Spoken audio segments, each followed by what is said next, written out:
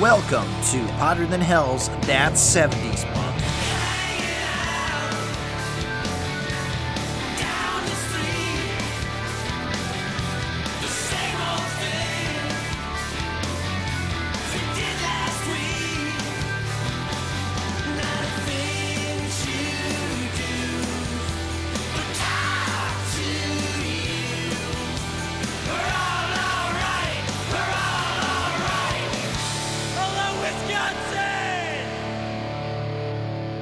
Hello, Hotter Than Hellions. Welcome back to the Hotter Than Hell podcast. This is Steve, your host, and I am joined, almost as always, by BB.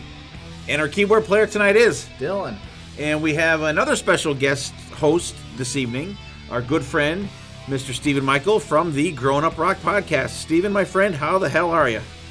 I'm awesome, and I can adjust the tabs on my computer. Hey, you know what? I can now, too. Wow. I had a little tutorial. Joke for you people. Oh my God! Like we're not even like a minute in, and he's on my ass already. But that's all right. That's how we roll You here. brought it on yourself. Absolutely. Stephen, hey, we haven't had you on for a little while. Give us the lowdown on what's going on with the Growin Up Rock Podcast. Growin Up Rock Podcast is moving along as always. We just recently released the interview with Joel Hoekstra, who was returning to the show to talk about the latest and greatest Whitesnake record. He and I went track by track and went through that record because I think it's kick-ass, and I think you like it as well, right, Steve? I love that album. I've been rocking the hell out of that album, and the episode was fantastic. I can't wait to meet Joel Hoekstra on the Monsters of Rock cruise because he just seems like such a nice, down-to-earth guy, easy to talk to, and just, I just want to say hello, maybe get a picture with him. And just like so cool. You have had 2 interviews with this guy, and he's just like a great guy and monster guitar player. Yeah, super cool dude. Very easy to talk to. Super tall, as I pointed out in the episode. Oh yeah. And he's great to catch his Bloody Mary set on the ship is good time. And he'll have Russell Allen with him, which is awesome. So that'll be really cool because Russell's just a phenomenal singer. Oh, I didn't know that. Yeah, Russell Allen's coming on the ship, and I think they're going to do some stuff together, and Russell's killer. Russell from Adrenaline Mob and Trans-Siberian Orchestra, just an amazing singer. Oh, that's kick-ass. Cool. That even makes me look more forward to it. Hey, my question is, though, I don't drink Bloody Marys. Can I get a beer during this little show? Well, you can get a beer during the show, but you have to pay for that. The Bloody Marys they'll give you for free. I don't know. Maybe I have to go into training for them. Grab your stick of celery and head on down there.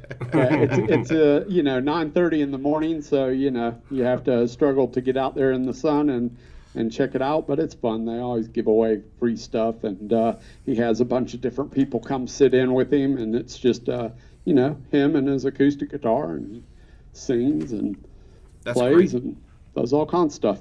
It blew my mind that Joel Hoekstra was on Broadway for Rock of Ages playing guitar for the band at one point. Yeah, he was. He made a living doing that thing for a while there in New York. I was going to say, I think he's done some other things on Broadway as well in band perspectives. Yeah, have a guitar will travel. Definitely great, like journeyman guitar player. And I said on one of our episodes that we just had, Joel Hoekstra and Red Beach, I would put them up against any guitar duo that Whitesnake has ever had in the band. Oh, absolutely. Those two guys together are 1-2 punch. Fantastic. Yeah, and no disrespect at all to any other guys. They've all been fantastic, but these guys are definitely right up there with all of them. If anybody has anything bad to say about them, that means they really haven't listened to them.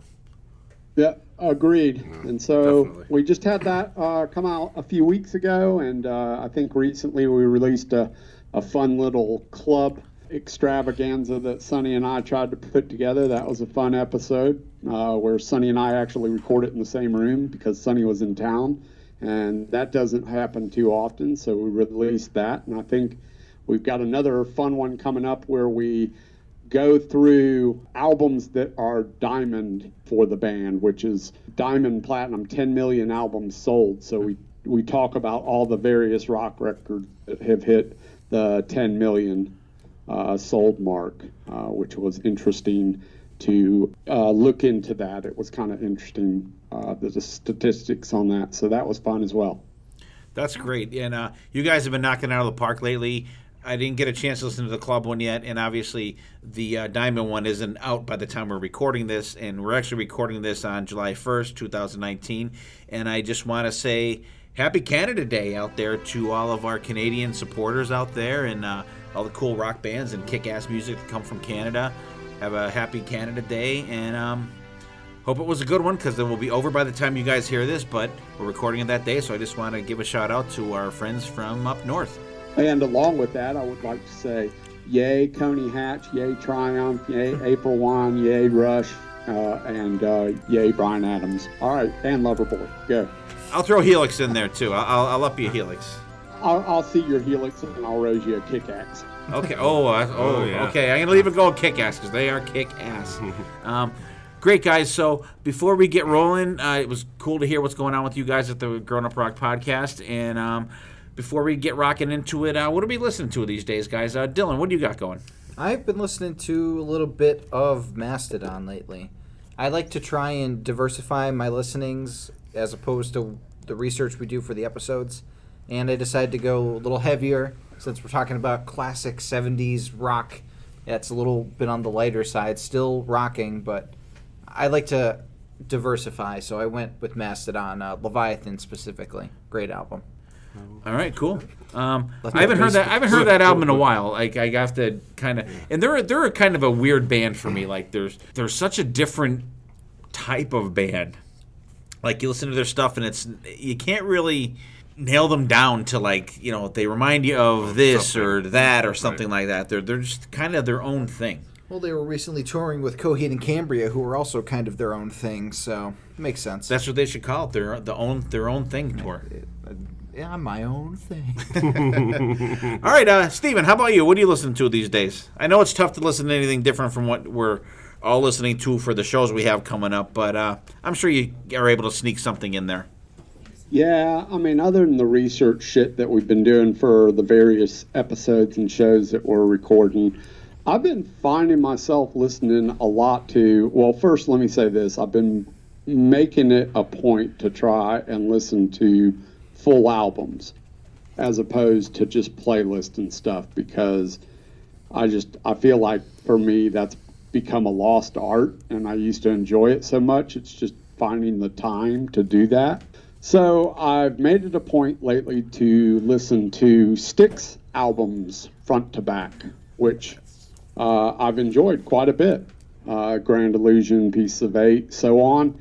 I've also done the same exact thing to some Queen records, which, to be honest, I don't know that I've actually listened to a whole lot of Queen records from back to front, and there was quite a bit of stuff that I was missing in the deeper cuts. So I've been enjoying that as well.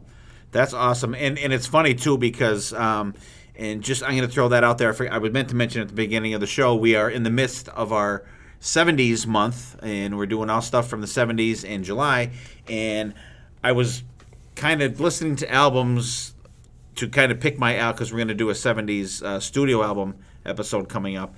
And I've been listening to stuff like that. And Styx is one of the bands I listen to. And actually today I listened to Cornerstone and Pieces of Eight all the way through. So and I totally agree with you, Stephen, that listening to a whole album is a lost art. And when we first started this podcast, I threw the challenge out there for everybody to at least once a week set aside some time and listen to an album all the way through. And you're right, because it's a world full of Spotify playlists and shit that you're listening to for upcoming shows. And okay, so you like Iron Maiden, so you hit Iron Maiden radio on Spotify, then you just hit shuffle play, and the whole gamut comes up. But you are totally correct. The art of sitting down listening to a whole album is it's kind of a lost thing, and I'm so glad to hear you say that, because I try to do that as well. Good picks too, Styx and Queen. And Queen, same thing for me. And I could tell you, I don't know if I've ever listened to a whole Queen album all the way through ever. You're missing out. I am. I will. Yeah. I will have to endeavor to do that. We should do a Queen episode. There's some very eclectic stuff on it, and it is a fun listen to listen to the whole thing. It's more of a story, Yeah, and I know when you guys did your Queen episode right after the movie came out, there were some deep tracks that you guys talked about that I checked out, and they were like, wow, like, and it's one of the things too, like, how are these songs not more popular? How are they not, out there? But then you look at the songs that are put out, and they put out the ones that they're gonna appeal more to the masses. But like, there are the ones that you put out, at least that I have heard, like, they're a good deep track band, and I will have to endeavor to get back into those. Not get back into them, at least. Give them a shot for some deeper albums. So good call. BB, how about you? Well, I'm going to keep everybody happy here, and with Canada Day being today and listening to albums all the way through. Today I listened to Helix album because I showed when Steven and Steve were going through names of Canadian bands, I kind of showed up my phone. I listened to the 1984 Walking the Razor's Edge from Helix. Everybody's going to know the Rock You opening track from that album. It's all over the place. It's probably their most popular song. But there's some hidden gems in this album. Young and Restless is great. Animal House is fantastic. 6-String 9 Lives. The solo, there's a little bit of finger tapping, almost like a little younger Eddie Van Halen type thing going on there. And it's a really, really great album that, Helix, one of those bands you kind of forget about from the 80s. But back to front, really good album. One ballad in there, which is not bad, but, otherwise a really good rockin' album. Love that record. Love Helix. Love that record. Hey, a little hidden fact about me. I won a lip sync competition doing Rock You when I was a kid at Chuck E. Cheese. No shit. Now, was the band the guys from Chuck E. Cheese? No, just friends of mine. We looked like a band, right? We all had long hair and, did the whole spandex thing and everything else. And we did Rock You. The most important question to that is there any footage? God, I hope not. Even a still picture. Ooh. I know. I don't even know if there's a still picture. But here's the thing. I don't know if I should say this. Go ahead. You got it out there now. No, I'm going to keep that to myself. That's not for podcast world. Don't worry, listeners. We'll get it out of them on the cruise. I'll tell you on the cruise. Okay, cool. And for me, I have, and it's weird because I didn't even think of Canada Day when I was listening to this stuff this week. My wife's vehicle is the only vehicle of the vehicles in our family that has a CD player, so I always make sure there's and it doesn't have XM, so I always make sure there's a stash of CDs in there. And I was going through them like, I haven't heard this in a while, so I threw the first Project Gemini album, Ordinary Day, out in there from Mark Anthony, our friend and supporter that has been on the podcast many times, Mark Anthony K. Just a great prog metal, I'll call it, album. Songs Ordinary Day, Funny Feeling, The Journey, Fate Unknown. Just a great self-performed, self-produced album. It's kick-ass out there. Check him out. Check him out on Facebook and check him out on our podcast. And I was listening to, and actually, Steven, I was listening to an album that you recommended also, The Treatment, Power Crazy. Great record. And just like you threw that out because I think you texted me and told me check this album out, and I did. And it just kicked my ass, so I've been checking that out big time. So, guys, check out the stuff we've been listening to. Steven's been throwing on some old Styx and some Queen. BB's got the Helix Walking the Razor's Edge going. Dylan's been checking out some Mastodon, Leviathan. I was throwing on some Project Gemini, Ordinary Day, and the Treatment Power Crazy album, which is an album from this year. And it's just great, like, dirty rock and roll. It's fucking a great album. So before we get into our topic of the week, let's take a little break and we'll do some news.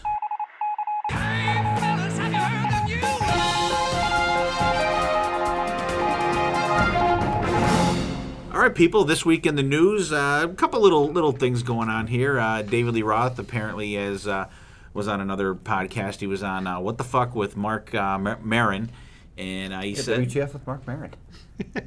What? That's a really prolific podcast. WTF with Mark Maron. Oh, I'm sure with Dave on there, absolutely. And it's called WTF. It's not actually called What the Fuck. Oh, well, I like that better. Sounds better. Yeah. And Dave, apparently, he said that Van Halen, we never got along. That they were just kind of like seemed like they were just doing it for, just for the music. And it says, why did it fracture? It turns into diverse interests. People have the friction of time, and that friction is family, and that friction is sometimes it's partying. But I don't know if that's what it really separated Van Halen. So it was really a non-answer, I think. I would like to see them get back together. I'd much rather see them get back together with Dave and Michael than that other guy. What do you guys think? Yeah, it's just funny that it just seems like every time Dave talks, it just seems like they're always feuding, and they've been feuding forever, and hopefully they can bear the hatchet and actually get out there. They haven't toured in almost 5 years now, so it's time. And like you said, let's get rid of Wolfgang and let's bring Michael Anthony back. Bring the original 4 guys and go out one last shot, and then they can not talk for the rest of their lives. I thought they were getting along there for a little while, but then after reading this, but hey, when you look back at everything, what band really was perfect back in the day? You read all these books nowadays. Absolutely. So I mean, I'm still waiting on that David Lee Roth John 5 thing that was supposed to be coming out years ago. Whatever happened to that? Yeah, I don't know. I don't know if it. There was I two thought it was things, supposed wasn't like an there? acoustic album. Though. There was an acoustic album, and then I thought there was something else. like that they did some together. electric stuff. That'd be great. John 5 is fucking awesome. And Where's he's that? played with them before, but like there's supposed to be a full album recorded of stuff. He did play a snippets on an interview, and he probably played me like 15 seconds of it. Yeah. He might have played it on Eddie Trunk, maybe. Somewhere. One it of was those. Like, it sounded really good, Yeah. but it's Johnny Five, and he doesn't really make anything bad. Yeah, and actually, Dave, I guess at the end, said that he's having dinner in a couple weeks with. He's going to be seeing the brothers in a couple weeks, but he didn't offer anything after that. So he always, he leaves that door open, even a crack. but did he just say not too long ago, like, we're going to do something? Yeah. Yeah, so I don't know. I think it depends on who he's talking to or whatever. But we'll see. I hope they do something. And Dylan, what do you got for us next? What? I thought you were gonna do one of them. You didn't say that at all. I know, surprise. I didn't have any of them pulled up. Okay. I love doing that. Sebastian Bach. This dude will not shut the fuck up. Holy God. And he's saying now that it hurts that Skid Row's not back together. Dude, they don't fucking want you there anymore. They're kicking ass with ZP Ziertz, the former singer from Dragon Force, kicking ass with that guy. And I guess he still talks to Rob Alfuso, I think how you pronounce that, the drummer. He still talks to him, but like Snake and Rachel, they're just no. Makes you wonder, what did he do? I mean, whatever. Right. I mean, usually time heals all wounds, but for some reason, like it's been over 20 years, I think. Mm-hmm. And Right. every time somebody mentions, would you get back with Sebastian? Boom, no, doesn't even cross our mind. Like they're very to the point about it. Yeah, So it makes you wonder, very- like, what happened? Because I mean, for them to get back with the original lineup, I think that'd be huge. It'd be cool. Right. It'd be really cool. I mean, like you said, they're doing good now, and I mean, Sebastian does all right by his own. I think so, yeah. But hey, I mean, something happened back then, and here, these many years later, and they're still. Yeah, because I mean, in a lot of bands, they'll say, we'll see or something like that. Yeah. But those guys are like, no, No. no fucking way. Yeah, I don't think either the band needs Sebastian Bach or really Sebastian needs the band. The band sounds phenomenal. They all seem like they're having a great time. I would rather them continue on their separate paths than have them join together and be miserable the entire time. We don't want to Going through the motions. Yeah, we don't want Sacrifice a to quiet just have riot have a situation. mailed-in show. Yeah, I would. I agree. I'm happy with them staying in their lanes right now. Yeah, definitely. And so we'll see. Yeah, Sebastian, I'm thinking did you see in the article? I was very surprised how he wants the band to actually sit down with his manager. Like, why you just can't fucking be men and go to the bar and No, it says sit down. If they sat down with his manager, they would be together. right. Which I don't know what the hell that meant. But. Yeah, I got. Well, he would take out a giant Bowie knife and slam it into the table. Well, apparently, You're gonna be with Sebastian Bach. apparently Yeah. that won't work because I'm sure somebody's tried it. Yeah, so Give it up, Sebastian. Although Sebastian Bach, I mean, really good live in his own right, Yep. and he's got the tattoo. Yeah, youth gone wild. Yeah. It's getting a little bit more wrinkly now. Yeah. What's that say? Not as tight as it used to be, and but he's performing the first two albums live, and some shows he's been doing. So I mean, that'd be really cool to see. Cool. I mean, God, he played the first two albums. There's not a bad song on either one of them. You mean the only two albums, like studio albums, that he was on for Skid Row? No, he was on the third. He was on some the third. I don't Subhuman Race. recognize the third. Okay, all right. That's heavy. That is. I like it. That is. If you think like Slave to the Grind, like they each Subhuman. one stepped up heavier. And all right, one more quick thing here. I have it pulled up if you want me to cover it this time. Yeah, go ahead, Dylan. Well, said somebody's breaking into a car. It looks there like we go. they drove it away. KK Downing, he is going to be performing live with Man of War, Ross the Boss, for several songs at this year's Bloodstock Open Air Festival in Derbyshire, United Kingdom. It's going to be his first public performance since October 17th, 2009 on the British Steel 30th Anniversary Tour. It's pretty cool. I mean, I'm not a big Man of War fan, but it's cool that KK is getting out there and not being in the news for saying shit about Judas Priest. So they're doing Man of War tunes? Probably. No. maybe. It sounds like they're going to be doing a couple Priest songs. Yeah, I would say most likely Priest song. KK's not going to belittle himself by learning Man of War songs. And Ross the Boss is the former guitarist for Manowar, like Well, the original guy. I said Man of Wars Okay, because he All was. right. I just wanted to make That's that what clear. he's known for. Yeah. And what do you think, BB? I hope he's been practicing. 10 years is a long time to be Let's you hope know, he's not not doing playing. Vinnie Vincent. Yeah. Oh, hope he didn't- hope he jeez. practiced a little bit of Vinnie Vincent. There's KKVV. KKVV. There's a poster for it, and it's Ross the Boss in big letters up top with special guest, the legendary, immortal KK Downing. Other bands play, we create history. Okay. So how about that? Time will tell. History will happen August 11th, everyone. August 11th. Okay. Yeah, like I said, I really hope he's been at least playing a little bit while he's, taking this 10-year hiatus. And like Polar. BC said, I hope it's not been playing for a 13 crash and hours. burn session.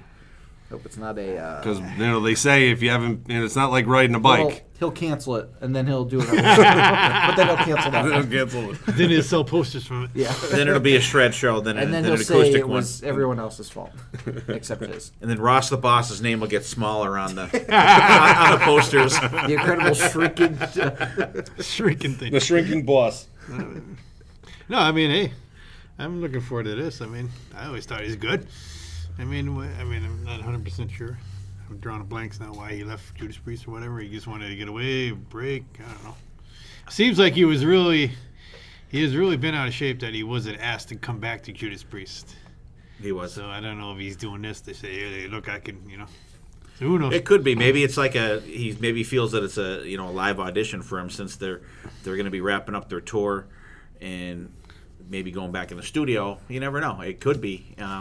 But I don't think that he will. I think he'll do good. I think he'll kick ass. I don't think he will Pull a Vinnie Vincent. pull a Vinnie Vincent or do anything to tarnish the Judas Priest legacy. I think he'll be. No. I think he'll be spot on for those. But I don't think you're going to be seeing any crazy deep tracks. You're probably going to get like Living After Midnight and maybe Another Thing Coming, Breaking the Law. You're probably going to get a couple songs like that, which is perfectly well because it's they're not crazy songs to play, but it's just he'll be getting back out there to the people.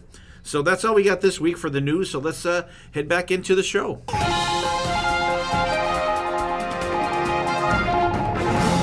All right, Dylan, that news was fucking great. Yeah, not bad. Not bad at all. And actually, I don't think we had much bad news this week, did we? Well, For a change. maybe. Maybe? Okay. We'll see. We'll see. You guys, you be the judge of it. All right. Like I said before, we are doing our 70s month here in July of 2019. And we decided to, after we did the episode last week with the Black Sabbath, we had Dennis Talbot on there. Dennis, once again, thank you for coming on. We had a great time bullshitting with you and talking some Ozzy Sabbath. Also, guys out there, check out the Ages of Rock podcast with Dennis, Allen, and Bill. Great podcast also. So we're going to do 70s live albums. we threw it out there, and we're just going to say hello to BC. He was unable to make it this evening, so it's going to be just the four of us here. So we're going to start with Dylan. So, Dylan, give us the lowdown. You're up first. Okay. So when I was thinking about 70s live albums, there's a couple that come to your head. Frampton Comes Alive is a big one, but we already covered that, and we don't want to repeat ourselves here on the Potter Than Hell podcast more than we already do. So I was thinking, what live album is one that was impactful for me and that you could say is iconic for live 70s albums? And I came upon 1978's Cheap Trick at Budokan. This is a fantastic experience, I would say.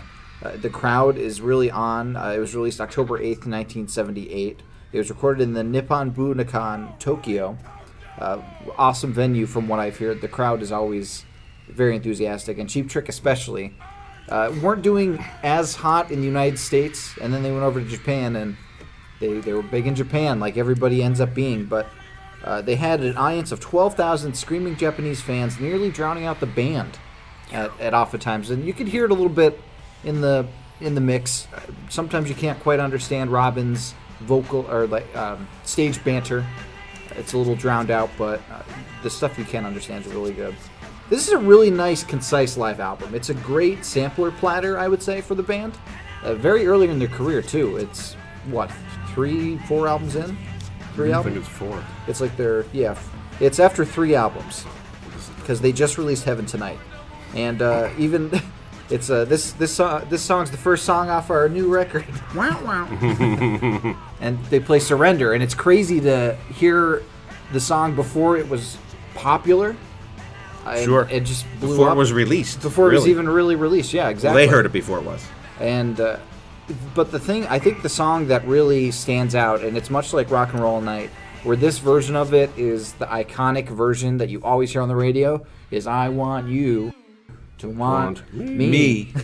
And then the bunny comes in with the drums. This is a band firing on all cylinders. I think everybody gets a chance to shine, especially in Ain't That a Shame, during that awesome part where they do the nice drum hit, and then each band member gets to do a little mini solo, and they keep doing that for a couple measures. Really fantastic stuff. If I had to pick a weaker song, I would say Need Your Love. It goes on a little too long, but the ending, it is fantastic. And really a good way to end the opening side, but I think side 2 is where it really hits its stride, because you start off with Ain't That a Shame, go into I Want You to Want Me, Surrender, Good Night Now, ladies and gentlemen, Good Night Now, ladies and gents, and the clock strikes 10. I always love that song, and having like the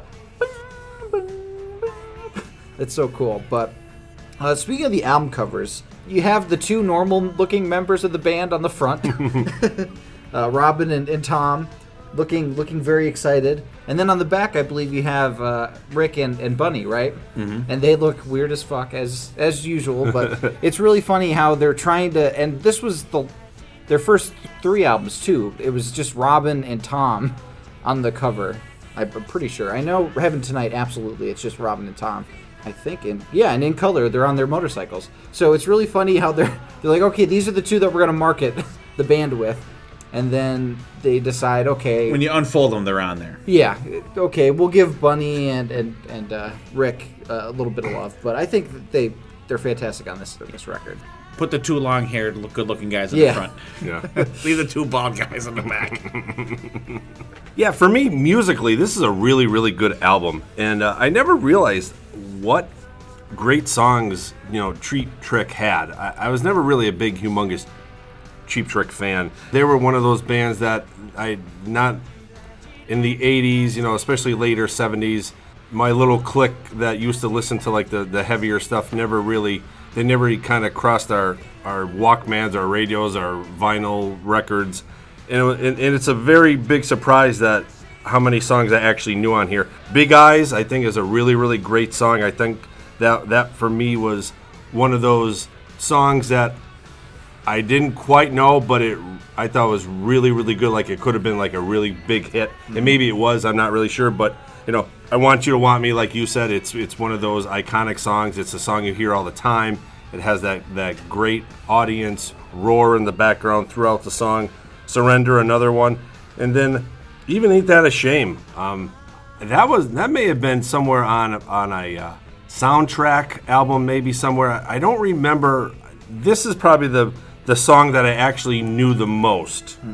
And I'm not 100% sure why or how. I don't know if it was one of those albums I bought off the television, like the Full Tilt albums. I don't know if it was on that. It was probably on one of the K-Tel albums. So yeah, Full Tilt was like a K-Tel album. Okay. So It was originally a Fats Domino song. Really? Yes. I did not know that. It's a cover. But really, this is front to back. It's a really, really good album, and I'm right on your coattails. Need Your Love is maybe that one that kind of holds it down a little bit, like it's a little bit of a audience killer. But you have to throw that one little ballad in there because you never know. It's almost like you're fishing. Maybe somebody that's going to catch somebody's ear and it may go right to the top. But really good pick and a really great way to start off the episode. Cool. Steven, how are you on Cheap Trick live at Budokan? How did you discover this album? What do you think of it? Yeah, well, first of all, I love this record. So this record was important in my really early years as a kid growing up because the first thing that I can remember, and mind you, when you're 7, 8, 9 years old, you can only remember certain things, little bits and pieces. And one of my biggest recollections, and I've talked about it on our show before, is I lived in a beach town, so every summer it was pile in the car with the family, head to the beach. And that's basically what we did with our summers. I vividly remember AM radio in the Mustang listening to What I Want You to Want Me. I mean, that was all over AM radio back then. And that song was probably one of my first earliest recollections of rock and roll, what would be rock and roll for me later on. And so that's kind of how I first got introduced to Cheap Trick. And then I went, back as I got older and rediscovered this album and this band. I love Hello There. It's just a short, simple, little 2-minute and 27-second song, but I love that song. And I love they open up with it. And from there, Come On, Come On, I love that as well. Big Eyes is in the set today. Last year when I saw Cheap Trick a couple different times last year, they played Big Eyes in the set. And then, of course, songs like Surrender and I Want You to Want Me, those speak for themselves. And Dylan, I agree with you. I enjoyed Clock Strikes 10 as well. It's just a really nice, tight album. There aren't a ton of long songs on it other than Need Your Love. As been pointed out, everything is, in that 3 to 4 minute range. And Cheap Trick is just one of those. Cheap Trick is a really interesting band when you start thinking about it. They're what I would call an under-the-radar band. Like, they're in the Rock and Roll Hall of Fame now, but a lot of people don't know a ton of shit about Cheap Trick. They've influenced so many of the artists that we love today, but they're just they're not, up front and out there like a lot of other rock stars. So I just find them to be sort of an interesting band. Yeah, I think it's great. And Steven, I have a question. How many of you guys piled in a Mustang to go to the beach? It was mainly my dad and my two sisters because they were closest to me in age. I come from a huge family, and so most of my family was gone by the time I came along. I was probably whoops. Oh, okay. Because I remember you mentioned you had a big family. I'm thinking, you said you're piloting the Mustang. I'm like, how many fucking people you get in this thing? Yeah, my parents had me at a really late age, so all that was left in the house was 2 of my 5 sisters, myself, and the brother that's closest to me in age. So that was it. Everybody else was gone, and it was mostly my sisters, and it was my sister's Mustang, to be honest. So really, it was probably both my sisters, myself, and my brother, and my sister's Mustang. Oh, okay. I was just kind of curious of that because I remember you mentioned he had a big family. I'm like, how many people can get in a fucking Mustang? Yeah. And isn't it funny though how you equate this album to, like a family memory like that? It's crazy. Yeah, I mean, those for me, that's when I talk about the Growin Up Rock years are those really early years, when you're forming your taste. We had all kinds of stuff in my house, from Lawrence Welk to, the Beatles and the Beach Boys and so on. And so it's songs like this, or Back in the New York Groove, or Bay City Rollers, or whatever, when you're like 6, 7, 8 years old, that are starting to form those habits for you, right? Like, it's not like I'm 8 years old and all of a sudden I'm a metalhead. It wasn't, it wasn't that kind of thing. You have to go on a journey, I think, musically to get to where you're going, Right, and it's amazing how that stuff just like sticks in your head, and it's those moments that kind of, and you're right, they lead you down that path to what you get into as an adult, and it's amazing how just stuff like that just like immediately brings you back to just like that point in time. And this album actually does it for me too. And I had heard I Want You to Want Me, and I think I had heard Surrender before. And I mentioned on the podcast before, the very first time that I met BC, even though he doesn't fucking remember, one of my friends, he was like 2 grades below me. He was in my sister's class, and a friend come up and said, "Hey, here's a guy, he likes Kiss as much as you do." And then he's like, "Screw those guys, I like fucking Cheap Trick," or something to that effect. That I'm like, wow, I'm like I only know like 2 songs from those guys, and like at that point I could name like the whole fucking Kiss catalog up to that point. He doesn't remember that, but just a great album. And this album, this is one of those that it's not a long album. You can throw it on there, you can listen to it anytime, all the way through, no skippers. Even like Dylan said, Need Your Love is a little long, little plotting, but still great. I love side 1. Come On is friggin' great. Lookout, Big Eyes is fantastic. Anthrax does a kick-ass version of Big Eyes on their Anthems EP that they put out. It's fucking kick-ass. Ain't That a Shame? That's one that I tell you what, that song is in my head, probably in my top 10 songs in my head ever. You know what? Now that you say that, I think that's the case for me too. Because I do the drum beat, dun dun dun dun dun dun dun dun dun, and that drum beat is in my head at least like 10 times a fucking week, and I shit you not. And not the whole song, just the beginning drum, the beginning drum part. It's crazy. I Want You to Want Me. That's one. That's like that's Cheap Trick's Rock and Roll Night. And like Dylan said, it's way better than the studio version. It's the most recognizable version of the song. Surrender's fantastic. Good Night Now and Clock Strikes 10. That's a perfect 2 album ending songs. I think. I think they're short. It's like not even 7 minutes for the 2 songs at the end of the show, but they meld together really good. And it's like, and I like how the album is just like one.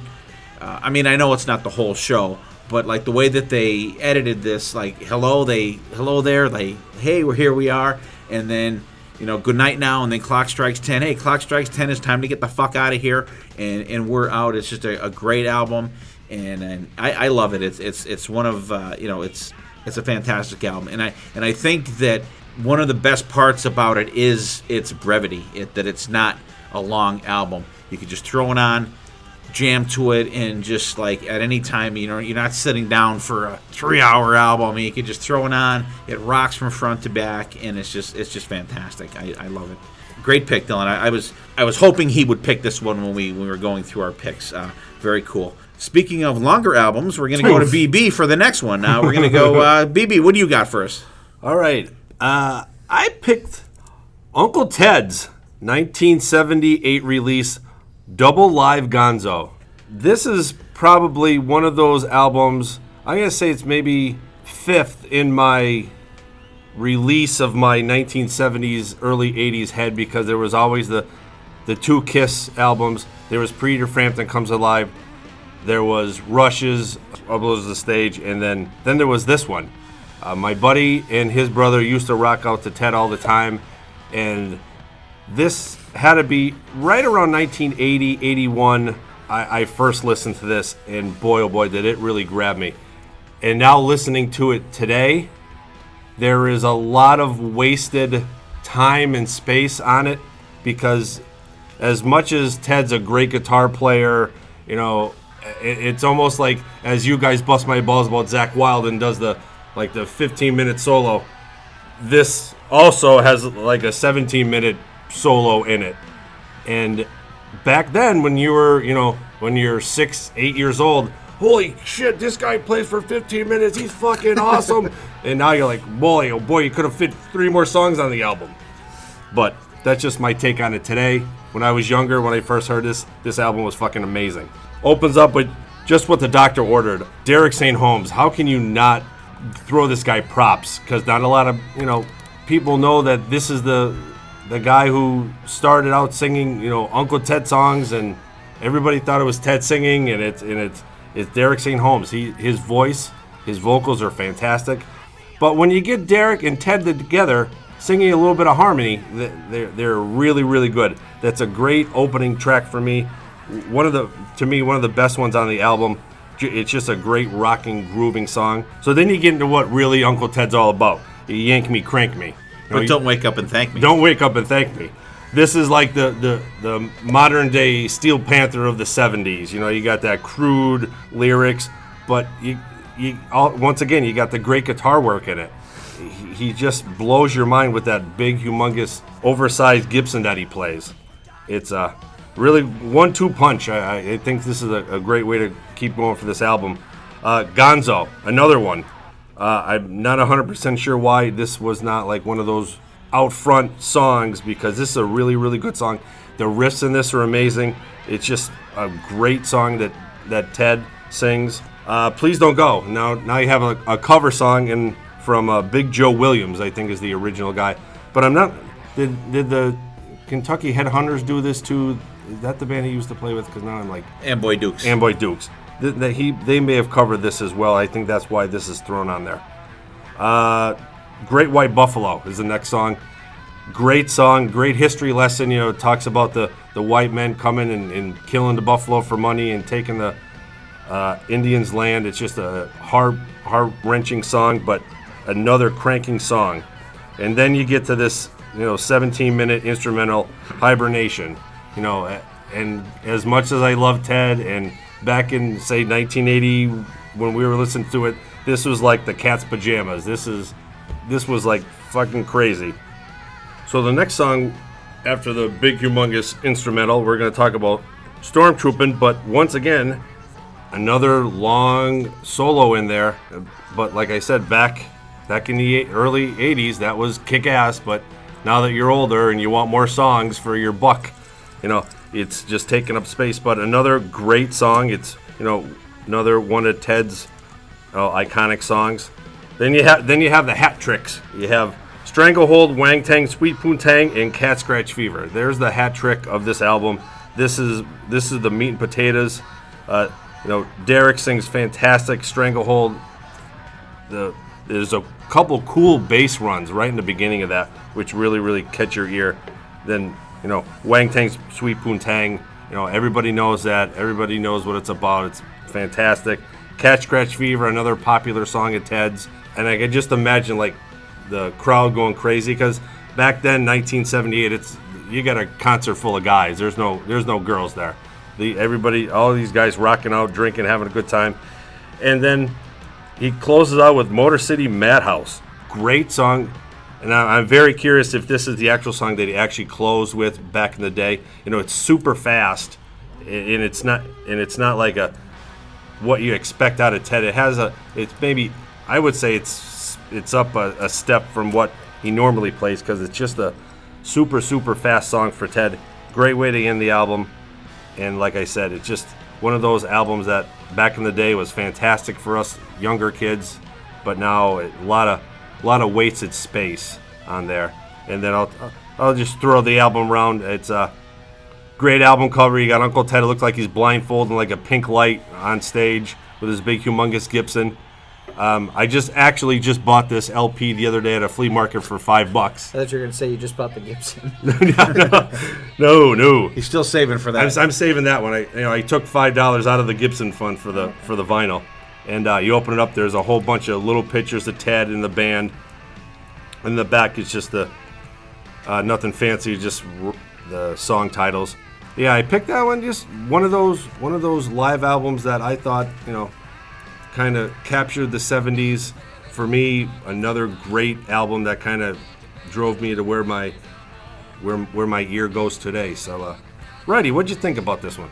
I think this album is kick-ass. I like this album. And the funny thing about this, the very first time I ever heard this album, or Ted Nugent for that matter, was I used to live at the old house that I grew up in.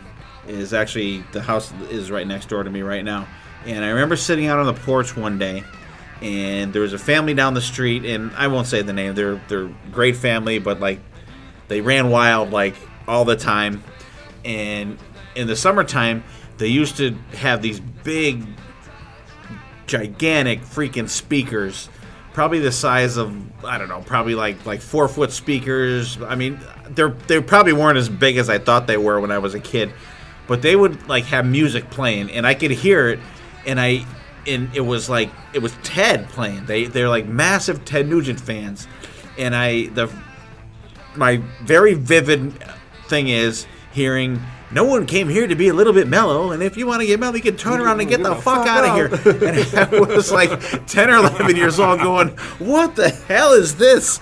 And then Wang Dang Sweet Poontang played, and it's like the first song, Ted song that I ever remember, and it was that version. And like we talked about before, it was just one of those moments in time, one of those memories that just like transports you right back to, it transports me back to that 10, 11-year-old kid sitting on the steps by the sidewalk of my house during the summer. And this is like one of my summer albums. I listen to this every summer. Love it. Just a friggin' kick-ass album. Just What the Doctor Ordered, Yank Me, Crank Me, Gonzo, Baby Please Don't Go. It seems to me like those songs are just like one big fucking song. Just like almost like a medley, just like kind of like thrown together. Love it. Great White Buffalo, a song that he used to do in the middle of the set. Now it's one of the closing songs that he does. Just a fantastic song. Hibernation. If you listen to this whole album, I think Double Live Gonzo, I mean, Ted was like, Gonzo meeting crazy. Double Live album, okay. But listen to this album. I think this album should have been fucking called Feedback. There is so much guitar feedback on this album. Like, holy fuck. Hibernation, I think, is like 7 minutes of feedback. And then like the band starts on the song. And if you listen to like most of the solos on this album, there's so much feedback on this album. It sounds great, but there's like a shitload of it, and it sounds cool. It is definitely a 70s sounding hard rock album. The production is really great on it. Stormtroopin' is a friggin' fantastic song that he hadn't done in years and just recently started doing it again. Kick-Ass Stranglehold, fantastic, and like we talked about it on our debut album episode. What a better way to introduce a band with like a 7-minute song like Stranglehold, like is your very first song as a solo artist. Is like fucking just crazy, great song. Wang Dang Sweet Poontang, I just talked about that, fucking kick-ass. Cat Scratch Fever, staple, Ted staple. I mean, you can't think of Ted Nugent without thinking of either Stranglehold or Cat Scratch Fever. Motor City Madhouse, just a total jam at the end. Love this album. This is definitely a summertime album for me, and I want to thank my neighbors, and I'm sure they don't listen to the podcast, but they definitely had an influence on my musical tastes growing up with Ted Nugent, Double Live Gonzo, and maybe that's why I curse so much. I don't know, maybe, but just a fucking fantastic album. And Steven, what do you got for us on Ted Double Live Gonzo? Uncle Ted came to me a few years after the release of Double Live Gonzo, but Double Live Gonzo is definitely my introduction to Uncle Ted. So a buddy of mine was really a big Ted Nugent fan far before me, and he's the one that kind of brought this to me. And I can remember kind of giggling a little bit about the whole Wang Dang Sweet Poontang thing. That was probably the introduction. I mean, that and Cat Scratch Fever were probably the first Ted that I can remember. For me, I like this album, but listening to this album today is like what BB described. I'm not a huge fan of these really long songs, and Hibernation at 16:54, Stranglehold at 11:14, and Motor City Madhouse at 10:35, that shit's a lot. And there is a lot of wasted space. Another thing with this record that is a huge miss for me, and I don't quite get it, is there are songs on this record to me that could have been left off and replaced with Free for All and Dog Eat Dog. That album, they didn't do anything off that album on this record. And so that doesn't make any sense to me, because those are kick-ass songs. I love Free for All and Dog Eat Dog, but they didn't do anything off that record on this live record. So that's a little bit head-scratching to me. I don't quite understand what the deal is with that one, because it came out before this live record. That's a friggin' excellent point. That's a fucking great point. I never thought of that. You're right. Yeah, so that's just weird to me, because Stranglehold, they used to play, the DJs loved Stranglehold because of 11 minutes and 14 seconds and they could go take a piss break. Yeah. And so they loved playing Stranglehold. And I get it's a staple, but it's one of those songs that for me sort of like rock ruined me on, which that subject will come up again as we go through this episode. But, I love just what the doctor ordered. I think by far Derek St. Holmes is the MVP, or at least the unsung hero, I'll call him, of this record and of Ted Nugent's band in general. Love Gonzo, love Yank Me Crank Me, love Wang Dang Sweet Poon Tang. Just those are my favorite. Stormtrooping's awesome as well. So there's plenty of great shit on this album for me. It doesn't soften my blow on Uncle Ted. He's crazy. I love it. But this album, listening to it today, definitely, I think there were some misses on it for me. All right, that's a great point. I swear to God, I never even thought of that.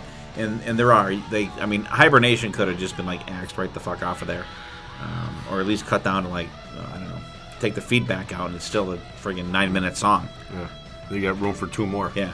So, all right, awesome, good, very astute observations there, my friend Dylan. When BB said that he was going to be picking this album, I was very, I'm just burnt out on Ted. I have been for a couple of years at this point. And I will say when he's brief, this album is good. But he's not very brief at times in this album. Hibernation, I wanted to go into hibernation listening to that song. It was so long, and there's literally no song until 5 minutes in, and right. I'm like, what? And it's actually like a country song. This is a waste of space. I was very, very much very put off by that, and it was really funny because I was listening to this in order, and Baby Please Don't Go goes, and then it's like, thank you, good night, and I'm like, oh, this is a very short album. This was Yep. good, and then the lengthy tracks kick in. Yeah, and it was a marathon to get through at times. It was very difficult. There was just times where. There was times where he was soloing that went very well with the song. That sure. was perfect and concise and good. And there were times where that was not the case, and he was just, and it didn't work at all. And it was just him, masturbating in front of the crowd. Sure. And I don't like that kind of guitar playing. I like when it fits the song. Sure. Like I Want You to Want Me. Rick Nielsen soloing in that song. There's a bunch of times he solos throughout that song, but it always fits the song, and it feels earned. Whereas Ted, he just goes, and I'm like, okay, Ted, relax, buddy. We know you're a good guitarist. It just felt like there was, like Steven said, there was a lot of wasted space on the album. It's not the worst thing I've heard, but I was not a giant fan of this album. I liked some of it, but And the thing is, too, if you think about it, this is Bearded Ted. Bearded Ted. Not unbearded Ted. That's right. So maybe there's a correlation between Bearded Zach and Bearded Ted wasting time fucking noodling on the guitar when he could be playing more songs. Bearded Zach got the idea. I'm just throwing that out there. You never know. That could be. And you wrote a note down, and I think it's very 70s. You're absolutely right. It's very much just excess, indulgent, and this crowd has paid to see me, so I'm just gonna do whatever the fuck I want and play guitar and just like listen to my feedback, stand in front of the amp and sustain a note. Nowadays you just want I just want to hear Derek sing. Yeah, That's the thing too. Like when Derek was singing, it was fantastic. Yeah, the songs are fantastic. Ted singing, I don't care for it. I'd rather Derek. And starting off with Just What the Doctor Ordered, I'm like, oh good, Derek's on this album, fantastic. And then it went all downhill there until like song 7. Damn it, Ted, get off the microphone. But yeah, it was okay. It was okay. Like I said, I definitely remember it so much better back in. Well, the songs are picked from 5 different shows. Yeah, they're all over the place. So it's not like like the Kiss like will say, it's not the concert show. souvenir. So I'm sure there was different songs at different nights. I'm going to look at what a typical set list was for Ted Nugent in 1977. Yeah, so see what he. I'm sure there was shit from Free for All and like Doggy Dog. I mean, and Steven, you're totally correct. Like those songs are fucking great, and I never even thought about why those songs aren't on there. And I was thinking maybe because What's the venue that he played at? Nashville Municipal Auditorium, 1977. I went one for Madison Square Garden, November 10th, 1977. Right. So we got Just What the Doctor Ordered, Dog Eat Dog, Free for All, Snakeskin Cowboys, Cancer Crash Fever, Wang Dang Sweet Poo-Tang, Death by Misadventure, Walking Tall, Yank Me Crank Me, Stormtroop and Stranglehold, Motor City Madhouse, Gonzo, Where Have You Been All My Life? And that's like that'd be a fucking great album. Yeah. He played 2 songs for Free for All, and that's it. Most of it was from his self-titled. Right. Go ahead, Steven. See, Ted held out the good shit and give us that. He gave us Double Glide Gonzo. Fuck you, Ted. You tried to screw us over. You son of a bitch. You know, and you wonder if it's even him with the way that like they were with record companies and shit. They may have just thrown that the fuck out there. Does Ted look like a person that takes what a record company tells him to do? Yeah. Come on. Maybe back in the day, though, I have to side with Steven on this one. Ted's always been like, fuck you, I'll do what I want. I don't know, but you ever watch the behind the music? Like he got fucked out of a lot of cash and shit, so he may not have had control over it at that time. Oh. I'm not saying he did, but you never know. Yeah. Devil's advocate here and everything. All right, cool. Yeah, so I think now's the perfect time for us to wango tango our way into the hidden gems. Ooh, I like that. Thank you. All right, this week's hidden gems, we are going to start out with our esteemed guest, Mr. Stephen Michael. All right, so for the hidden gems, I try to dig deep and put up bands that maybe don't get a lot of exposure. I don't want to tell you that a hidden gem is this Van Halen 1 record we've been hearing so much about. So I try to pick a little bit deeper stuff, but there's a band called Razzmatazz. Ooh, Razzmatazz. Any of you guys? Yeah. Yes. It's spelled Razzmatazz. They are a German rock and metal band. They've been around for a little while. They've got 4 or 5 albums, but in 2019 they released this new record called Hallelujah. And the album cover is fantastic. I'll let you just go out there and Google it. It's the back end of what appears to be a very attractive woman. And if she's not attractive, her rear end is. And she's got a nice tattoo on her cheek. It's quite fantastic, but the music is killer. So you guys know my Bang Zone. I like that pocket groove.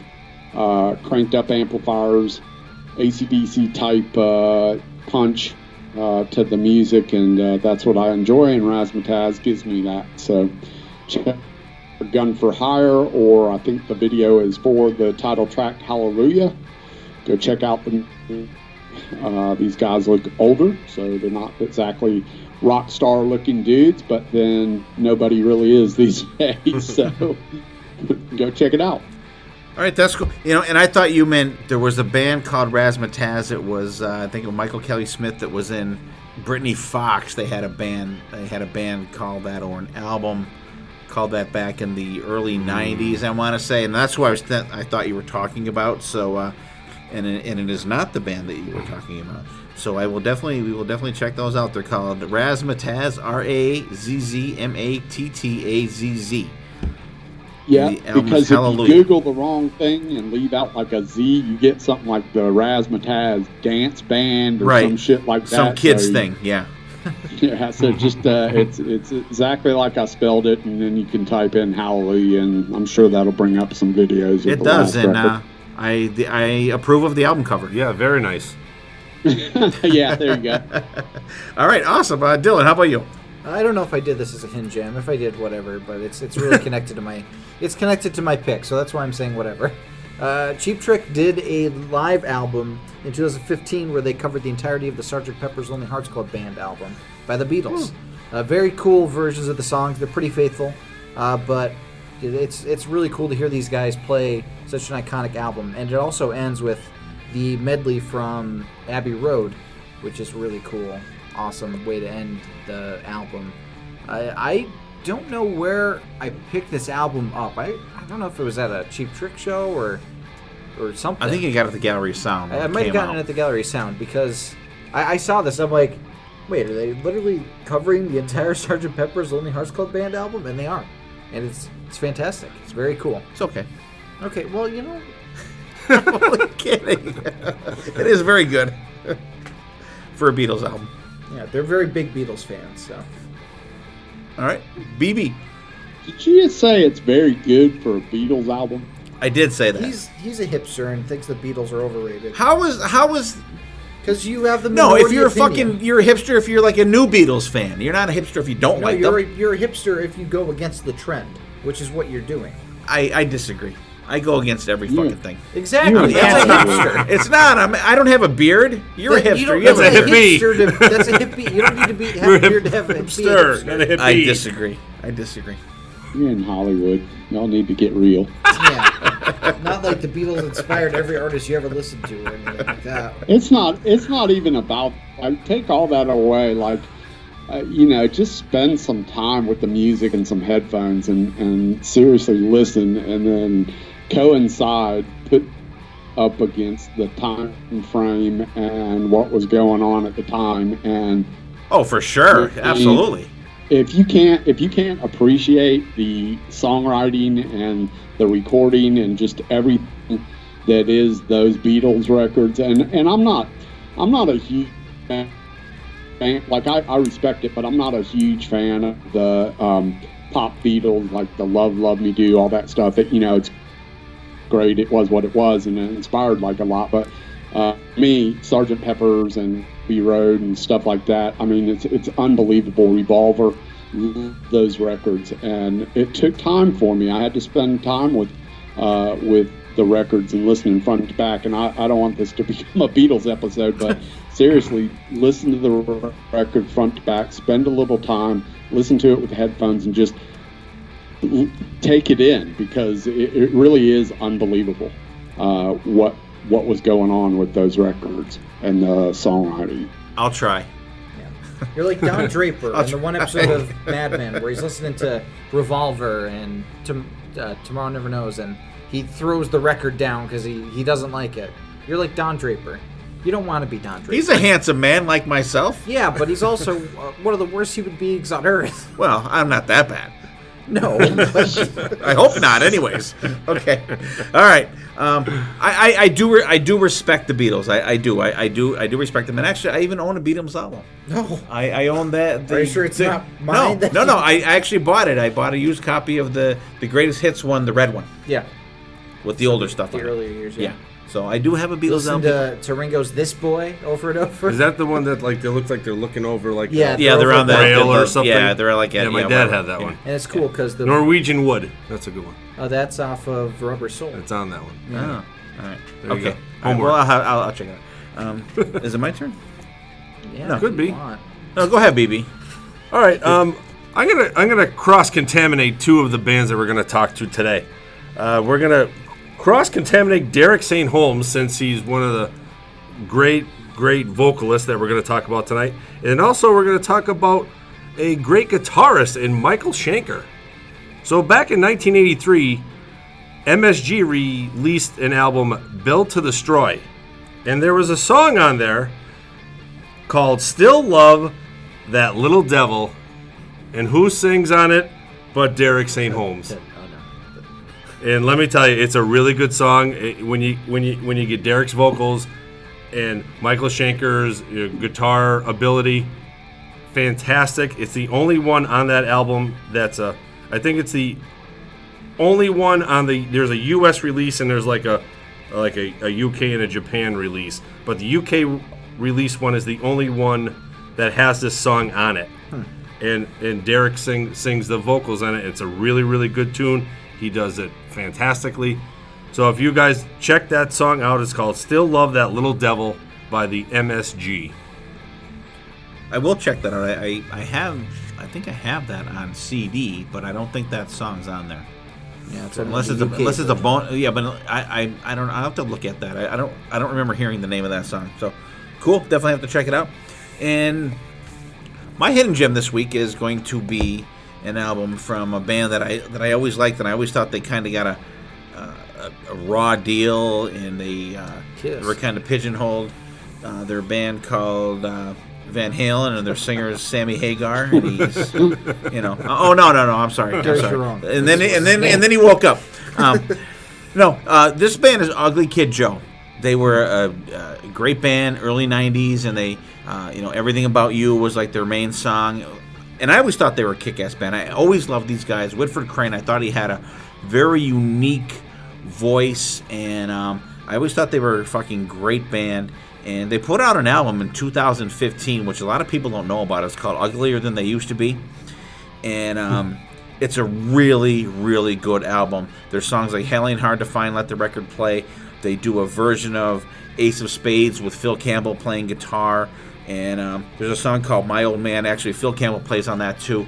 And listen to these songs. They're just great songs. But this album is kind of it's deep about shit in their life. I'm saying probably Whitford Crane's lives, but they're good songs. It's not an album full of Everything About You clones. It's just a really good album. But when you put this on and you hear that, you're gonna go, wow, this is the band that plays that song, Everything About You. Just the sound of it. It's not it's not the same song, but they still sound Ugly Kid Joe.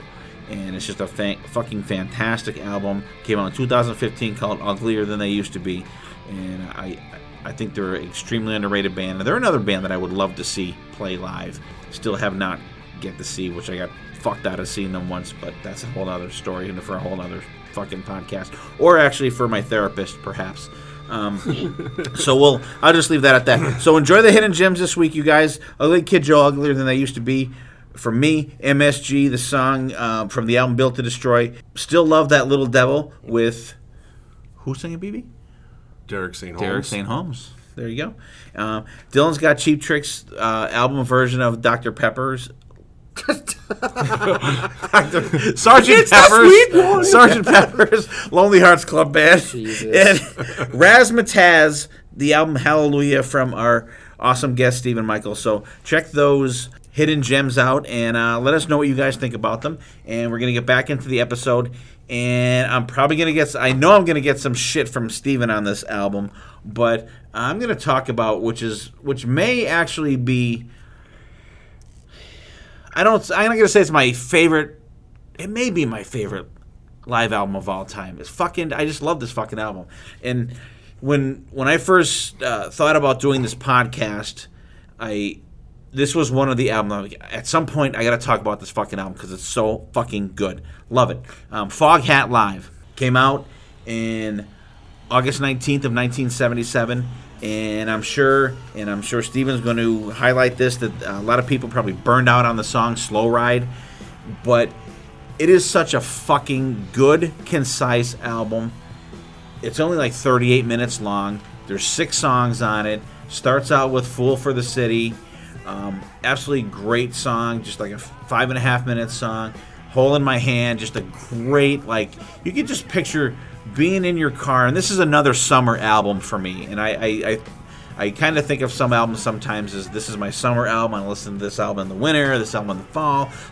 Listen to October Rust by Typo Negative. That is definitely a fucking fall, October. BB's favorite favorite band, yeah.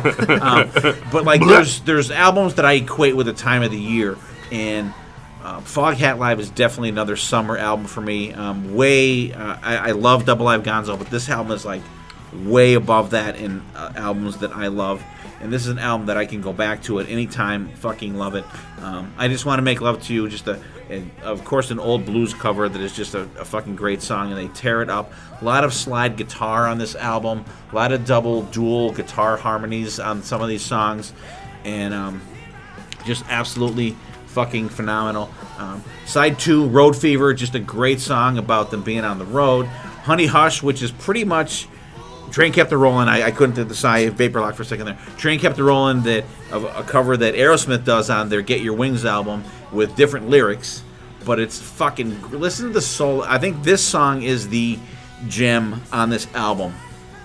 It's called Honey Hush. It's fantastic. It's from the Energized album, and it's just kick-ass. Why they say hi-ho silver in the album on the lyrics, I'm not really sure what, unless they're Lone Ranger fans. Writing. But just, I think that this is the song that really is the highlight of the album for me. And then you have the classic Slow Ride that closes the album out. Are you ready? BB, are you ready for a slow ride? Fucking just love it. And I know that song's played to death on XM and on commercial radio, but I just absolutely cannot say enough good things. I fucking love this fucking album. Dylan. This was the first time I listened to this album. I had always heard fantastic things about it, that it was one of the best live albums. And it's really funny. I was surprised how short it was. I wasn't expecting it to just be 6 songs. I think it worked in its favor because it's one of those things where they came in, they conquered real quick, and they got out before you got bored. And it's fantastic. There's not a bad song on here. It's really funny that you mentioned Honey Hush, because I was like, this is the exact riff from the live part of Train Kept It Rollin'. It's literally just sped up that riff, and I was very surprised to hear that. And I'm like, is this the same song? No, it's not the same song because it's completely different lyrics. But it was very shocking to me. I mean, I had heard a lot of these songs before. I even heard this version of Slow Ride because they would sometimes play it to switch up the original version of Slow Ride. But I don't have anything negative to say about this album. It's fantastic. Even the 2 long songs are great. I always loved I Just Want to Make Love to You. It's just a fun... It's got that like bounce to it. And it's a great reinterpretation of a classic song. I love... Like, the 2 covers on here are fantastic. This album is phenomenal. It's great. Cool. Probably my surprise of really. Okay, show. Steven, time to shoot it down, buddy. Steve, I love you, but I don't understand why you would have all these preconceived notions of how I'm going to feel about this. I have no clue to understand that. So I've never listened to this record. This is the first chance that I had a chance to listen to it, and I did. For the past few weeks, I've gone through this record a few different times because I wanted to give it the benefit, and I wanted to listen to it for what it was. Because I know you love this record. I've heard you talk about it before. And I do like the fact that it is 6 songs and it is short and sweet. I think that's cool. And I don't mean that in a bad way. I mean that in an actual, like, I like that. I don't need an hour and a half album. So that was refreshing. I like it. Yeah, kind of what I told you early on. Songs like Fool for the City, Slow Ride, classic destroyed those songs in my head when I was growing up.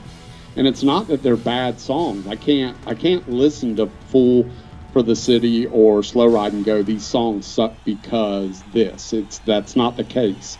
It's like a ton of others. It's like Stranglehold, for instance, like we talked about earlier. It's just, I don't know. I don't need to hear them anymore. And so it was nice to go through this record and hear songs like Home in My Hand or Honey Hush or Road Fever that I wasn't familiar with in any way, shape, or form. That was nice. I don't hear Fool for the City. I don't need to hear I Just Want to Make Love to You for 8 minutes and 6 seconds. I don't need to hear Honey Hush, but it's fine. So it was songs that weren't the singles that were better for me to listen to. overall, it just doesn't necessarily connect with me. I tried getting into it, and it's not something where I can go, oh, I don't like it because of A, B, or C. It wasn't that case, and I don't hate it at all. It's a rock record. I understand why people like it, and that's okay with me. I think the only original guy left in the band, the drummer. The drummer, yeah. Yep. Because the band is still out there away and playing. And funny is that there's a Ted Nugent connection here, which is one of the current guys, and Charlie Hoon was in Ted Nugent's band.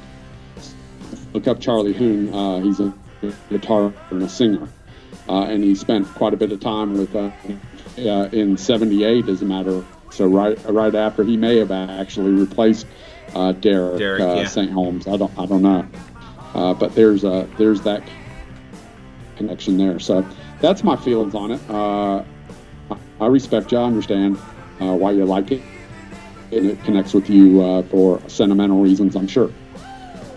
It does, absolutely. That was actually one of the albums that my buddy Rob Kelleher and I, that was one that we always rock. That was one that we'd always throw on and just like have a couple of beers and like just rock the fuck out to. All right, BB, what do you think? Yeah, what I liked about this album was, your popular song, you got Fool for the City and you got Slow Ride. You got your opener and your closer. What really, really I thought was fantastic is that little extra jam session that they do at the end of each of those two songs. Fantastic. I love that part.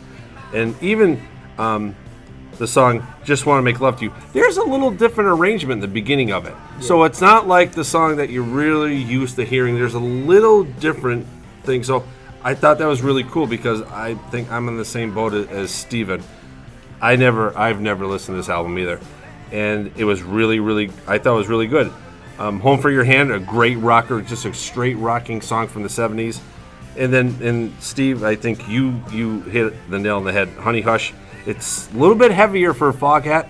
This is definitely the gem of the album. I thought this was the my favorite song, at least.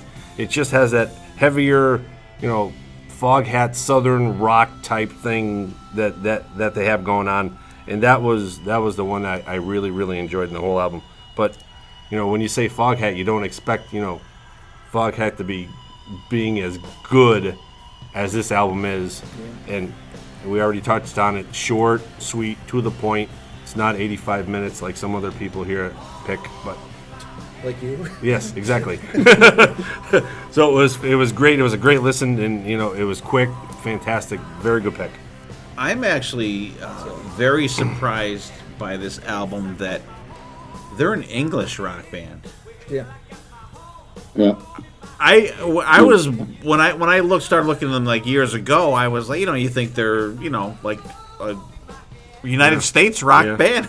These fucking guys are English. Like, you don't get that at all from listening to the what little stage banter you hear from these guys, or the music, or the type of music that they play. You kind of get a southern rock feeling from these guys, and they're fucking English rock band. I'm like, just even now, just still blown away by that. Excellent though. They were what was Savoy Brown. Right. I think three of the guys were in Savoy Brown, if I'm not mistaken. That's insane, isn't it? That's just like fucking crazy. Okay, now Steven, your turn. Sorry that usually we have our guest go first, but we decided to go alphabetically, right, Dylan? We're gonna have Steven do his. It's all good. I'm up. It's all right. All good. Give it to us. What do you got? So when you approached me with this subject, two albums came to mind immediately. One of them I really wanted to sort of cover, but you guys had just done an awesome episode on Rush, and that was All the World's a Stage. Mm-hmm. All the World's a Stage, probably out of all the albums that we discussed, was probably the most important to me when I was a kid. That was a huge record. But you guys just covered that, so I didn't want to cover that record. And then the other record that I thought of immediately when you came to me with this subject was Double Live Bootleg Aerosmith, which is a phenomenal record and an album that was important to me as well.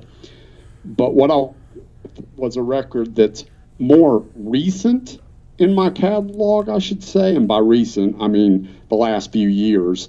I didn't get this record when it first came out, and I didn't necessarily get this band immediately when I first heard about them. I first heard about this band, the band UFO, when I started researching the new wave of British heavy metal, and I was getting into bands like Saxon, Def Leppard, and I remember UFO's name kept coming up.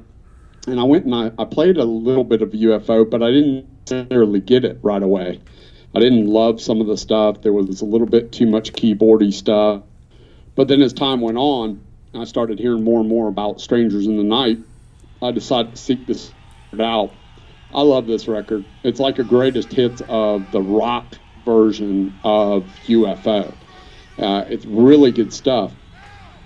And I can talk a lot about this record, but what I would tell people to do is, if you've got Amazon Prime, just go to Amazon Prime and look up UFO Strangers in the Night, and there's like a little, I think it's about a 55-minute documentary where they talk to some people that got some great live footage of them recording this record with Michael Schenker, and it's phenomenal. Some of the old footage is awesome. They talk a lot about the recording of this record and what was going on at the time. Michael Schenker, when they plucked him from the Scorpions, he was 16 years old, which is crazy to me. And you look at some of the songs that Michael Schenker wrote with UFO, pretty much everything on this record, co-wrote with Phil Moss on this record, is just phenomenal. And so start to finish, this record is awesome. UFO influenced so many bands. Standout tracks for me, I absolutely love Mother Mary. And what you'll find if you start looking and investigating is that two of the tracks on this record were studio tracks that they added the crowd noises in for. Is one of them. But Mother Mary's an awesome tune, so I would tell you check that out. But then the obvious standouts: Shoot Shoot, Doctor Doctor, Lights Out, Rock Bottom. Can't go wrong with this record. And Rock Bottom is an 11-minute song, but never seems to bore me. I love that tune. So yeah, UFO, Strangers in the Night, awesome record. Yeah, so this is the second longest album that we covered today. It does not feel like it. It does not. I do not feel the Ted Nugent length on this record. No, not at all. At all. I'm a huge UFO fan. I've always really liked them. They were one of the bands that, because I was really into British bands back in the day. Like The Who were my band, and I branched out from there. And UFO was one of the bands that came up to me after The Who. And this is a great record. I've always loved the song Doctor Doctor. First heard the Maiden version of it, but then I heard the live version, which I think, again, this one's the definitive version of the song, because the one from Phenomenon, I think, isn't as good as this version, I don't think, in my opinion. And I think you hit the nail on the head with the standout tracks. Lights Out is fantastic. Rock Bottom, you're right, you don't feel that 11 minutes. And another great version of this song, Tesla does it off of their Reel to Reel album. Fantastic. It's a really solid live album, and for a double LP, it feels like they picked the right songs and to give you a good cross section of the concert experience with UFO. And I heard a rumor that Schenker did not do any overdubs for most of these songs, which, if that's the case, phenomenal live. I mean, we got to see him with MSG at Eleanor Rigby's, and that was really cool. So, fantastic pick. This was the beginning of the end for UFO, because UFO struggled a little bit early on with their first couple of records. They were a little bit proggy. They weren't really hitting on all cylinders. And then when they plucked Schenker and get him in the band, the writing sort of solidifies, the band's path sort of solidifies. But then on this album, after this album, Schenker leads the band. And I don't think that they were ever quite the same, although they have released some really good material since Schenker. They just weren't quite the same. This is the bang zone for UFO, in my opinion.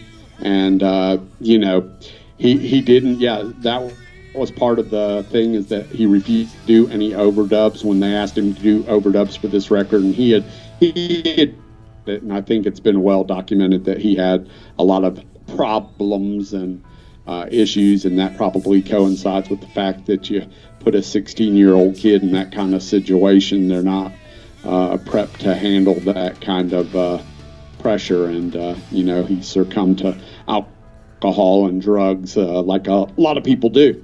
Yeah. Also, want to mention coolest album cover of the night. Absolutely. Everybody agree on that? No. What do you think is a cooler album cover than the awesome 3D-ish color scheme of the faces? I like the Foghat Live where it's cut out and the guys are in the thing. I like that one better. You like that one better than because I was like, Strange Night, like, what is that? Is some like screaming guy in the front? It's so like, cool. Look at that. That is so cool. It's okay. It's okay. It's no Foghat Live, but it's okay. Oh my God. Nothing to be Foghat Live. And by the way, Foghat, that's an awful name. That's a fucking cool ass name. Yeah, that's a cool ass name. That is not a. That's what I'm going to call you now. Stephen Foghat Michael. Foghat because you like it so much. You're going to be the Growin Up Foghat Podcast. Oh, God. It's like calling the band Mistcat. Yeah. All right, BB, what do you think? Stranger Than Night, UFO. Yeah. UFO was not on my radar till probably the time around That Metal show with Eddie Trunk. He always used to throw UFO out there, and I never heard of UFO until those days, probably around 2008, 2009.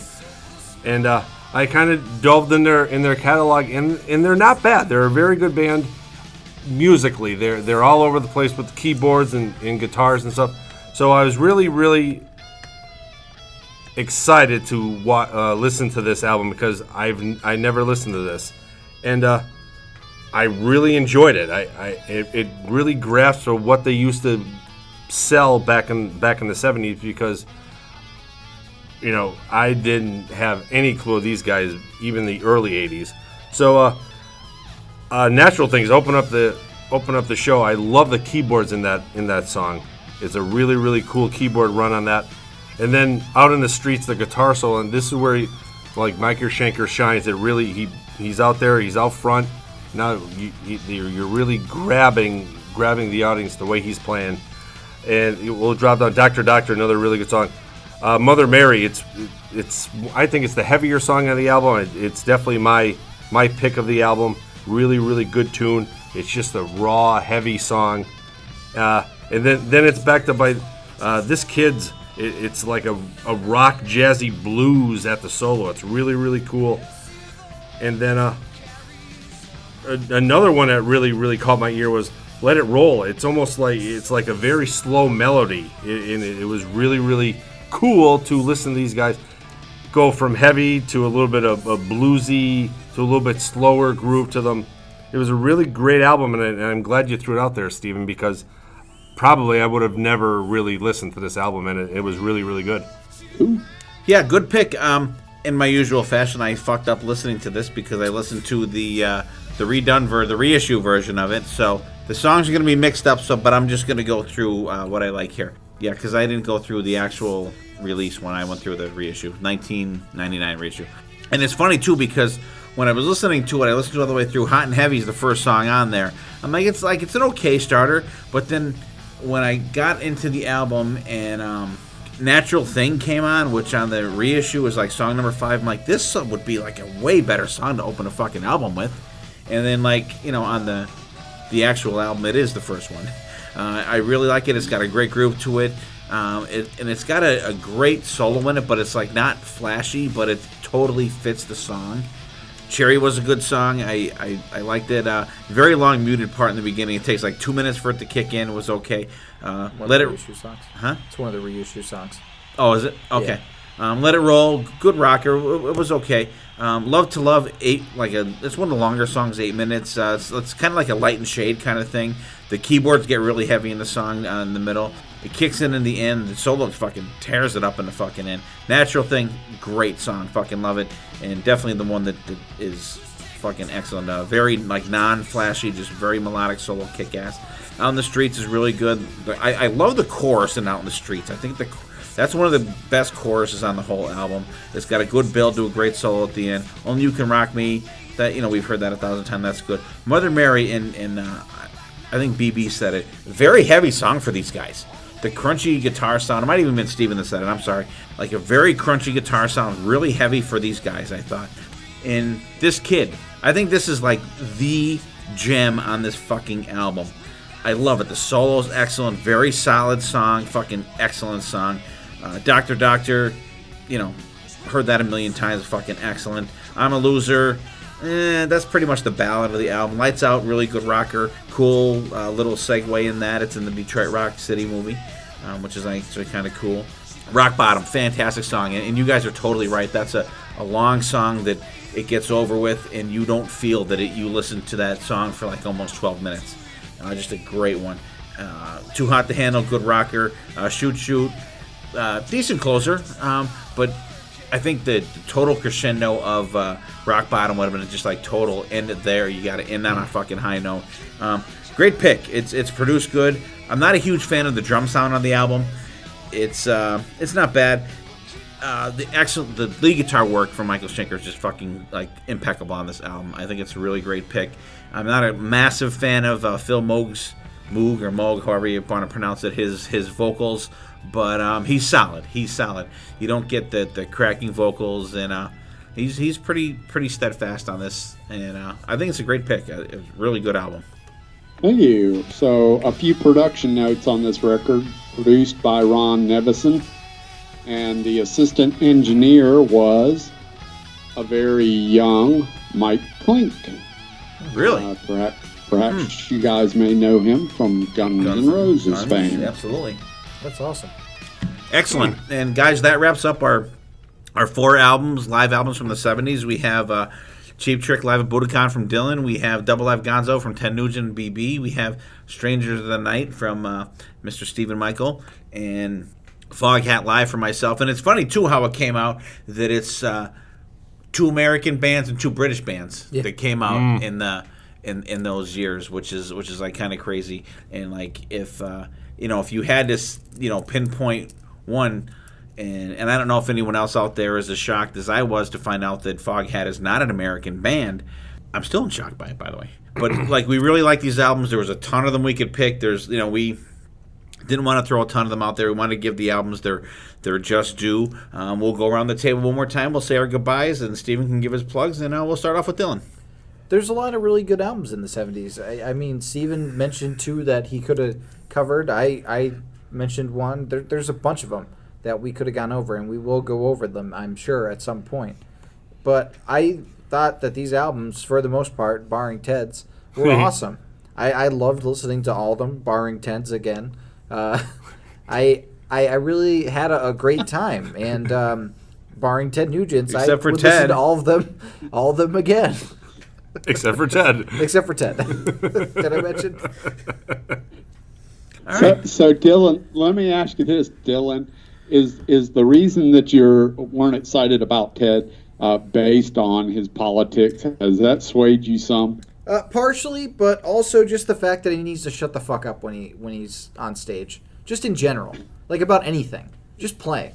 Like, I don't care about how you love your barbecue, or you want to take your crossbow out and shoot some. No, he didn't say something. that. He didn't say that on this album. No, he was. See, but he's taking that into consideration on this album that he doesn't talk about it on. I'm just saying that if you have, I don't like his style. The fact that his latest album, Shut Up and Jam, had a song that was. We're not talking about that. We're not. I know. He asked about Ted Nugent. He asked me about my feelings on Ted Nugent. But you should be checking the album just as it is. And what's the Backstrap Fever? Is that the cover that he does? That has nothing to do with this album. He asked me about Ted Nugent. I'm answering his question. But you took that shit into. Way to go, Steven. You got the fucking fight going here. Well, because you're. I know I've stirred up the pot, but my original question was directed at Dylan because I was curious in general whether somebody is swayed by somebody's personality that it affects the music? And the answer is yes, right? Because it's tough for me to separate the artist from the art in this case. I was curious about that. I always find that kind of thing interesting because really, we say shut up, it's all about the music, but it's not always about the music. People are swayed by things they see or things that are said, and that kind of thing just always interests me for some reason. So, sorry, didn't mean to stir up the pot. I find it annoying. It was going to be stirred anyways. Don't you worry, Dylan. We'll put Stranglehold on for you to go to sleep tonight. Guess what's playing on the way home? I'll be caught in a stranglehold. No, I don't mind that song. That song's pretty good. There are songs of Ted's that I like. He's a lot. I prefer the non-political ones like Wang Dang Sweet Poontang. Right. Just talk about getting laid and all that. We're all good. Thank all right. God. BB.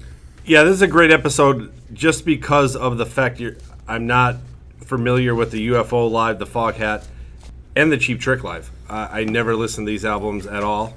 And it was really, really cool and I've said this over and over and over again, like, even though it's old music released in the 70s, 40 years later, it's new music to me because I never listened to these.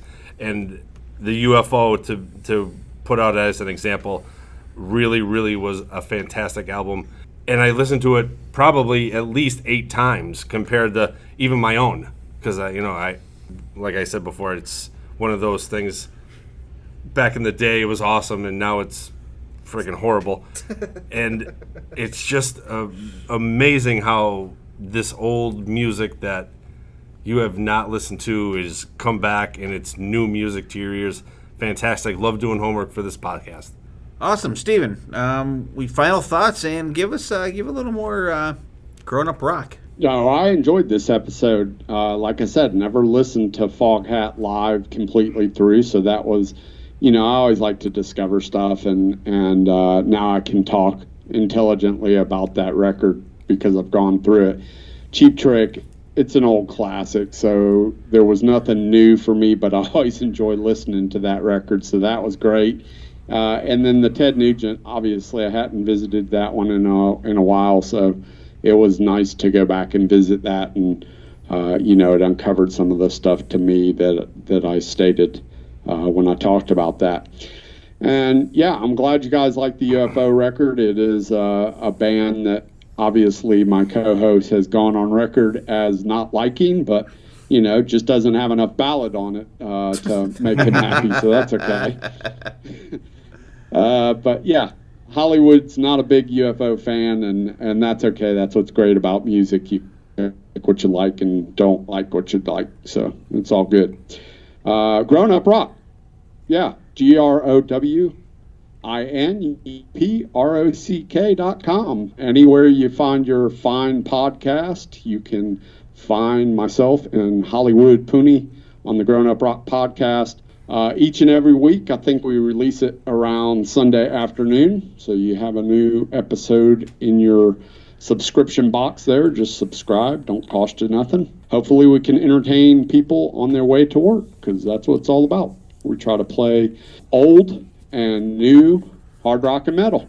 And we usually tie it around a theme, or we do some sort of interview with somebody that's involved in some way. That's it. That's my spiel.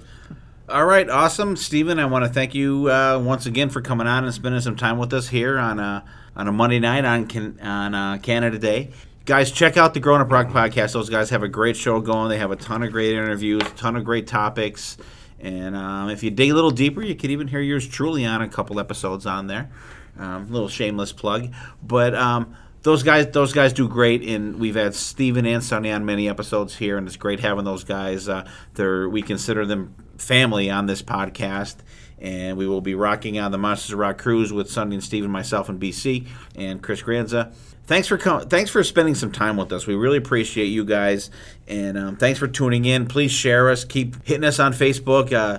Like I said, if you guys have an idea for a show or something like that, or an album you want us to check out, let us know. We will do it. check out our Spotify playlist. A lot of the great songs, or probably all the great songs that we... Well, unfortunately, Double Life Gonzo is not on Spotify, so I can't put any Ted Nugent. It is not. Well, I'm sure there's some kind of Ted that Dylan can put on there. So check out our Spotify playlist. Maybe a little That'll back be the thing. strap fever. And we will even...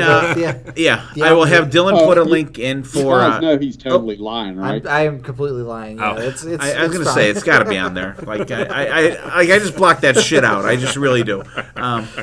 But check out our Spotify playlist. All these kick-ass songs will be on there. Maybe we'll do a little, maybe other mix of a couple 70s live songs maybe we could do on there this week. If you want to do the playlist, be my guest. No, I got to delegate some stuff. I got a lot of shit going on.